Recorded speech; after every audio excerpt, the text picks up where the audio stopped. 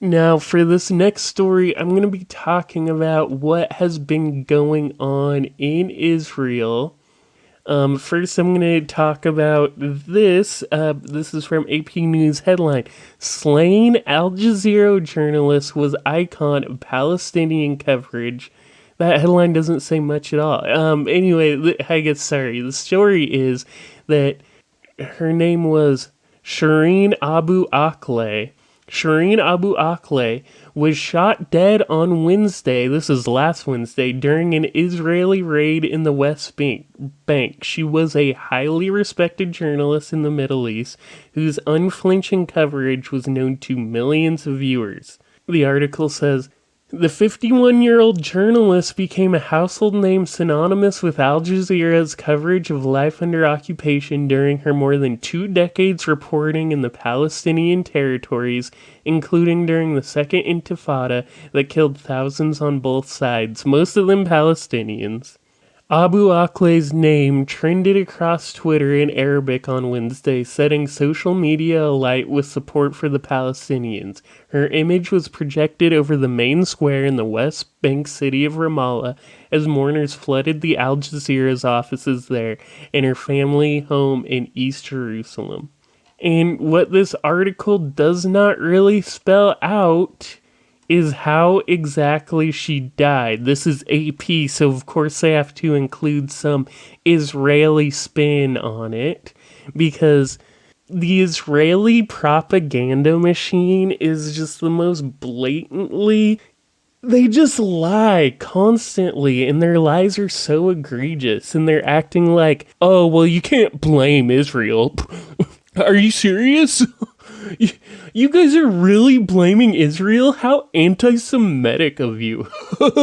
It's like, give me a break, dude. We're not 12-year-olds. We get what's going on. We're not your stupid kids. It's not like you're telling us that Santa Claus exists. We're grown-up human beings who know how to think. It makes me think Israelis are like the dumbest people on earth because they actually fall for this crap. Maybe they don't. Maybe they know their government's constantly lying. But then again, I just think about all the Americans who fall for the obviously fake crap that the U.S. government puts out. So who knows? What this AP article does not say, even though it's a very important fact, is that she was in a dedicated journalist zone. It's not like she was mixed in with a bunch of protesters. It's not like she was mixed in with a bunch of rioters. It wasn't like she was mixed in with a bunch of Palestinian teenagers holding rocks like they've killed before. She was in a designated press zone, and she was killed by sniper rifles. There is no possible way this was a mistake or that it was not targeted. And if you want to get into like possibly the most disgusting thing I have ever seen, let's backtrack a little bit, or let's look forward a little bit to her funeral procession. There was a video going around social media that is absolutely insane. If this doesn't make you think Israel is a destroyed, terrible, ruined country, then with the most just evil intentions, like straight up evil. There is this is potentially the most evil thing I can imagine happening. There's been a video going around social media of pallbearers in a large crowd walking with her coffin, leaving a hospital towards a cemetery. They are pallbearers carrying her coffin. Then, all of a sudden, all of these, I think they're police, Israeli police, but they're dressed like they're in freaking active combat in like Baghdad 03 or something.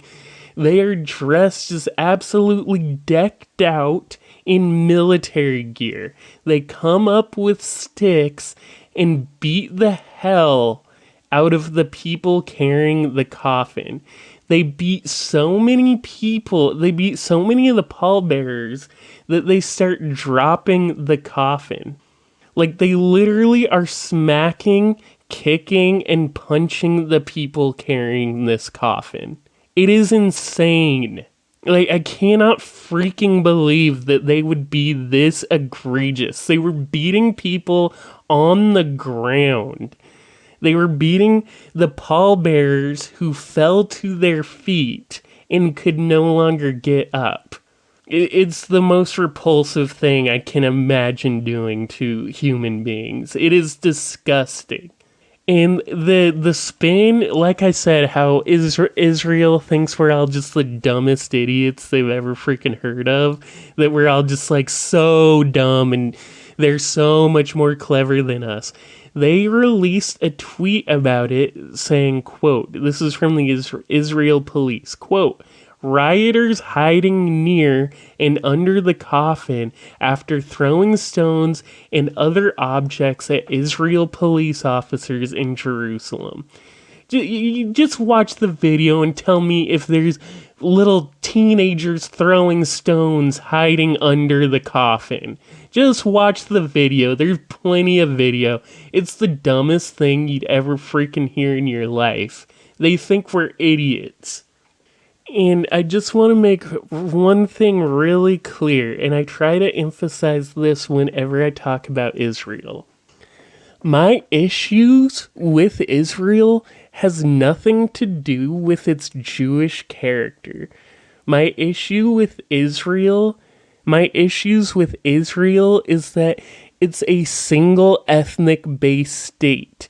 I would oppose any state that claims to represent one ethnicity.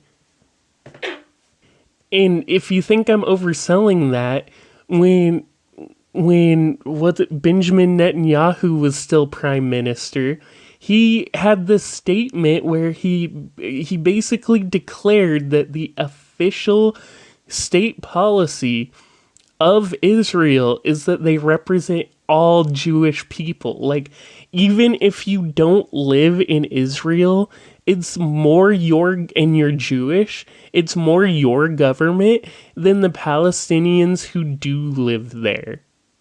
And it's especially egregious because Israel is functionally using the method of settling that the U.S. did, which is you take the native population and shrink them until they have not enough power to really influence political change, right? Like, we didn't let states become states if they had too many native people. This is why Oklahoma became a state much later than the states around it. Oklahoma didn't become a state until it had 5% or less native population. That's also why Washington State had a lot more indigenous people, and maybe not more, but after the whole like tragedies of settling the west coast of America, Oregon ended up with a lot less native people. I don't know if they were killed or if it just there wasn't quite as many native people living there to begin with, but that's besides the point. Oregon became a state much earlier because they had a much higher percentage of white settlers than Washington did earlier. So what Israel is trying to do is ethnically cleanse more and more parts of Palestine to become Israeli territory. They're like, well, Israelis live there, so it's Israeli territory now. It's that type of encroaching, and their ultimate goal is to get Palestinians to such a minority part of the population that they're able to claim the entire West Bank as their own, unopposed, and make the remaining Palestinians in the territory live in little, like, reservations, basically. That is the end goal. I cannot, on my daughter's birthday, believe that you would sit there and do some crap.